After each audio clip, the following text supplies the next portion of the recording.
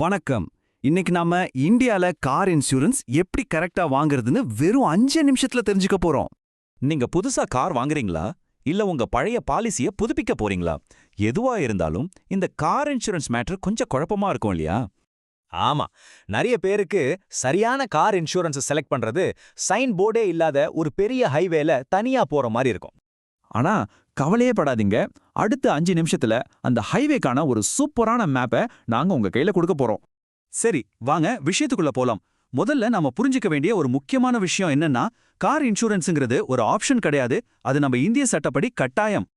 ஆமா, மோட்டார் வாகன சட்டம் 1988 படி இந்தியா ரோட்ல ஓடுற ஒவ்வொரு வண்டிக்கும் மினிமம் ஒரு தேர்ட் பார்ட்டி இன்சூரன்ஸ் பாலிசியாவது இருந்தே ஆகணும். இதுல எந்த ஒரு மாற்று கருத்துக்கும் இடமே இல்ல. அப்படி இல்லைன்னா ஃபைன் தான். 2வது தடவை இந்த தப்பை செஞ்சா 4.5 தடவை வரைக்கும் ஃபைன் கட்ட வேண்டியிருக்கும்.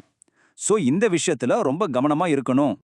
இந்த கட்டாய பாலிசிக்கு பேரு தான் தேர்ட் பார்ட்டி இன்சூரன்ஸ். இது எதுக்குன்னா உங்க வண்டியால மத்தவங்களுக்கோ இல்ல அவங்க பொருளுக்கோ ஏதாவது சேதம் ஆச்சுன்னா அதுக்கு கவர் கொடுக்கும். நல்லா கவனிங்க, உங்க சொந்த காருக்காகிற டேமேஜை இது கவர் பண்ணாது. அப்போ நம்ம காரை பாதுகாக்கிறதுக்கு என்ன பண்றது? அதுக்கு தான் அடுத்த லெவல் இருக்கு. வாங்க ஒரு முழுமையான கவரேஜ் எப்படி இருக்குன்னு பார்க்கலாம். இதுல முக்கியமா 2 டைப் பாலிசி இருக்கு. அது என்னென்ன, அதுக்குள்ள வித்தியாசம் என்னன்னு இப்ப குயிக்கா பாத்துரலாம். இப்ப பாருங்க, தேர்ட் பார்ட்டி இன்சூரன்ஸ்னா மத்தவங்களுக்கு ஆகிற சேதத்தை மட்டும்தான் கவர் பண்ணும். ஆனா இந்த காம்ப்ரஹென்சிவ் இன்சூரன்ஸ் அப்படி இல்ல. இது உங்க வண்டிக்காகிற சேதம், திருடு போறது, இயற்கை சீற்றத்தால வர்ற பாதிப்பு, இது எல்லாத்தையும் சேர்த்தி மத்தவங்களுக்காகிற சேதத்தையும் கவர் பண்ணிடும். ஒரு முழுமையான பாதுகாப்புன்னு சொல்லலாம். சட்டப்படி காம்ப்ரிஹென்சிவ் பாலிசி கட்டாயம் இல்லதான். ஆனா எக்ஸ்பர்ட்ஸ் எல்லாருமே இதை தான் ரெக்கமெண்ட் பண்றாங்க. ஏன்னா இதுதான் உங்களுக்கும் உங்க காருக்கும் உண்மையான பாதுகாப்பு கொடுக்கும்.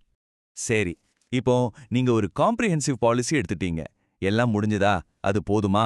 உண்மையில அது மட்டும் பத்தாது. ஏன்னா ஒரு ஸ்டாண்டர்ட் காம்ப்ரிஹென்சிவ் பாலிசிலையும் சில விஷயங்கள் கவர் ஆகாது. அந்த கேப்பை ஃபுல் பண்றதுக்கு தான் ஆட் ஆன்னு ஒன்று இருக்கு. இதுல 2 ரொம்ப முக்கியமான ஆட்-ஆன்கள் இருக்கு. ஒன்னு ஜீரோ டெப்ரிசியேஷன். இது இருந்தா கிளைம் பண்ணும்போது உங்க வண்டி பாகங்களோட தேய்மானத்துக்காக பணத்தை பிடிக்க மாட்டாங்க, முழு தொகையும் கிடைக்கும். இன்னொன்னு ரிட்டர்ன் டு இன்வாய்ஸ். ஒருவேளை உங்க கார் மொத்தமா டேமேஜ் ஆகிட்டாலோ இல்ல திருடு போயிட்டாலோ நீங்க கார் வாங்கும்போது என்ன விலை கொடுத்தீங்களோ அந்த முழு பணத்தையும் திருப்பி கொடுத்துடுவாங்க. அப்போ எதை செலக்ட் பண்றது? ரொம்ப சிம்பிள். உங்க கார் புதுசு, அதாவது 3 வருஷத்துக்குள்ள இருக்குன்னா return to invoice add on best. அதுவே உங்க கார் கொஞ்சம் பழசு, ஒரு 3லேருந்து 5 வருஷம் ஆச்சுன்னா ஜீரோ டெப்ரிசியேஷன் எடுத்துக்கோங்க. மேக்ஸிமம் பாதுகாப்பு வேணும்னா 2யுமே கூட எடுத்துக்கலாம். ஓகே, இப்போ இன்சூரன்ஸ் உலகமும் டெக்னாலஜியோட சேர்ந்து மாறிக்கிட்டே வருது. நம்ம பிரீமியத்தை குறைக்கிறதுக்கு சில ஸ்மார்ட்டான வழிகளும் வந்திருக்கு. அதுல ஒன்று தான் பே ஆஸ் யூ டிரைவ், அதாவது PAYD.